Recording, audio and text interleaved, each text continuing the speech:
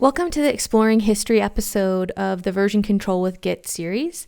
In this episode, we will look at how to see changes in old versions of files compared to our current version and review those changes and recover old versions of the changes.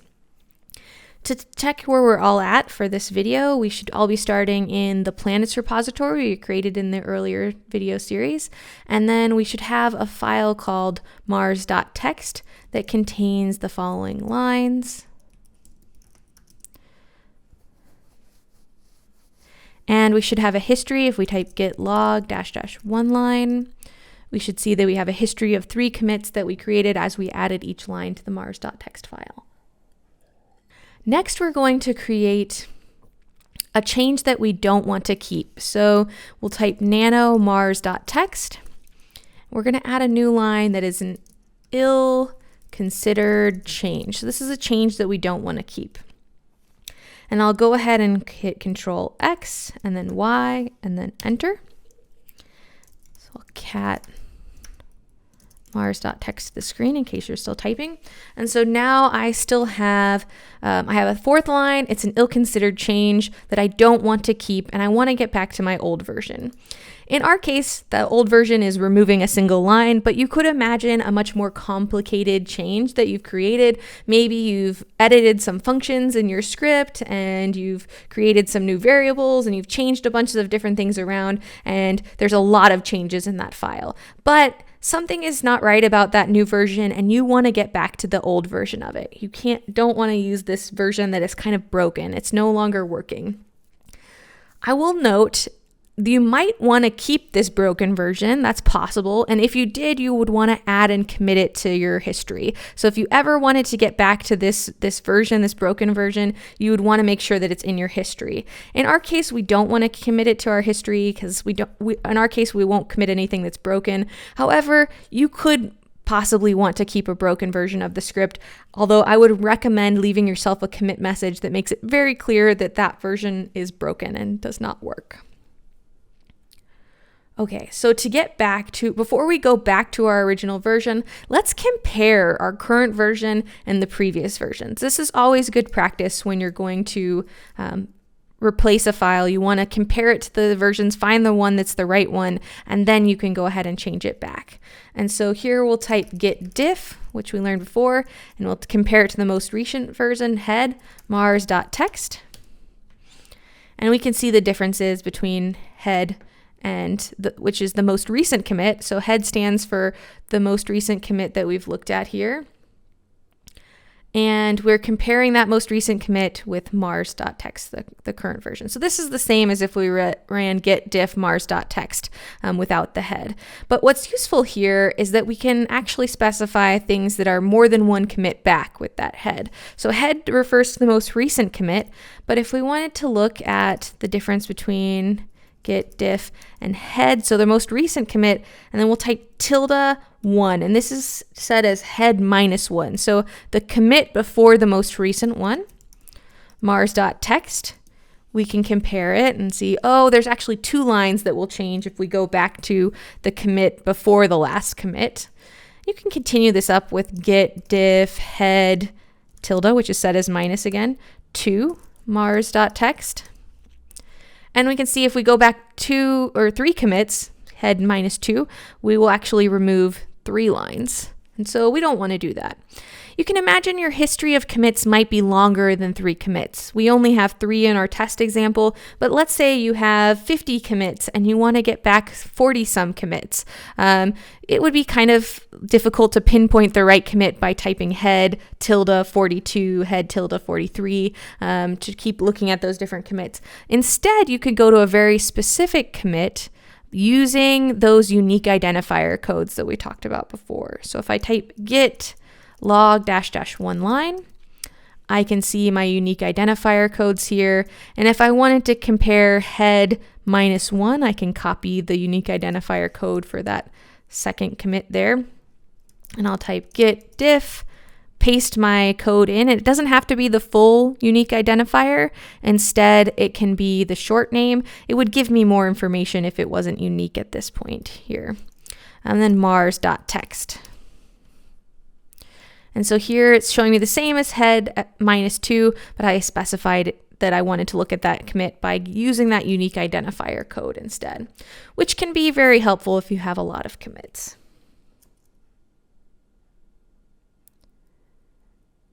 Okay, let's get back our most recent version of the script. So in our case, we want to get rid of only the ill-considered change. That's the only difference. So again, this is the difference between Git Diff head mars.text.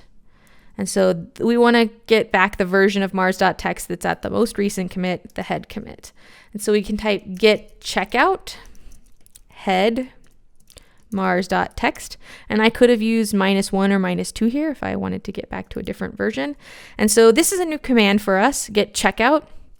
It's gonna bring up to the present the version of the script mars.text at the last commit, at that head commit. And I can specify whichever commit I want, but I want to get mars.text in my case. Okay, so now I've checked it out. If I type cat mars.text, we should see I no longer have an ill-considered change. And if I type git status, I should see nothing to commit. I'm back to my last committed version. And so I no longer have an ill-considered change in my history, and I no longer have it as my current file. Let's try checking out, instead of using head, the shortcut name for something, let's use the commit instead. So we'll type git log --1 line. And let's copy the commit for that second commit again.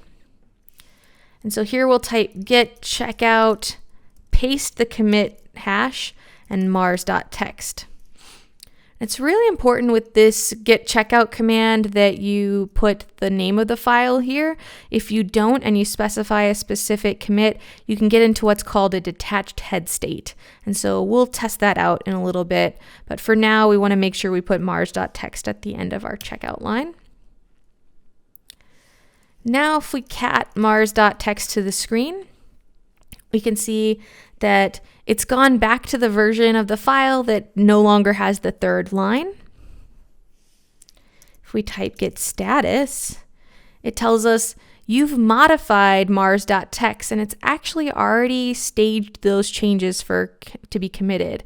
And so this is a common practice, if you check out an old file, because Git is kind of guessing here that you might want to continue on using that old file. And so it's already added it to the stage for you, so that if you want to continue with this file, you could commit it here and then continue on with this new copy of the old version of the file. In our case, we don't want to actually continue back with the 2 lines. We want to get that third line back. And so we can type git checkout head mars.text. And now I think if we type git status, we should see that everything is up to date, and cat mars.text will show us we have 3 lines. Perfect. Okay, I promised that we would take a look at what happens when you do a detached head state. And so again, this is if you do a checkout and forget to put the file name at the end. And there are some useful things for using a detached head state if you want to get back to an old version and make a new branch and start a new history from that particular point in time, or that particular point in your commit history. So it is possible you want to do that. Oftentimes people accidentally get into a detached head state because they did a checkout and they forgot to include the name of the file. And so let's do that on purpose and see how we can get out of that issue. And so we need our log again, git log --1 line. And we can copy the commit hash, the unique identifier here, and we'll type git checkout. And this time we'll put in the unique identifier and forget to put our file name in. And you can see it gives us this long message saying that we're in a detached head state. We can do some experimental things. We can do some branches and go do those different things. But Yeah, now our head is at a different location. And so this is where Git is kind of creating that history of commits that are connected to one another, those 3 that we had. And we went back 1, and it's not quite sure how to proceed forward. We could make a branch and kind of create a new history, but it can't make another commit because that history actually shows the 3rd commit as the next one. And so to get back there, because we accidentally detached our head, we're going to type Git Checkout main, because that branch name is still pointing at the most recent commit. So if we type Git Checkout main, we can then see that we're no longer in a detached head state. If we type git log -- one line, we should see that our head is pointed at main on this most recent commit. All right, let's do some exercises to practice the skills we just learned. In this first exercise, Jennifer has made changes to the Python script that she's been working on for weeks, and the modifications she made this morning broke the script and it no longer runs. She spent about an hour trying to fix it with no luck, but luckily she's been keeping track of her project's versions using Git. Which of the commands below will let her recover the last committed version of her Python script, which is called datacruncher.py? Pause the video here while you look at the possible answers and press play when you're ready to go over the answer. Okay, let's look at the possible options for this exercise. Let's look at number 1 here. This one is Git Checkout head. This one won't work because we forgot to include the name of the file that we wanted to check out.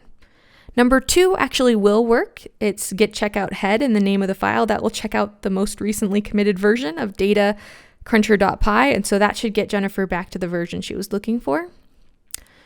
Version 3 has head -1, so that's not the most recent commit, but the commit before it. And so that's taking her back a little bit further than she wanted. She wanted to go back to the most recent version. Option number 4 will also work, where we do Git Checkout, the unique identifier code of that last commit, and then the name of datacruncher.py. And so the answer here is 5. Both 2 and 4 will let Jennifer get back the most recent version of datacruncher.py.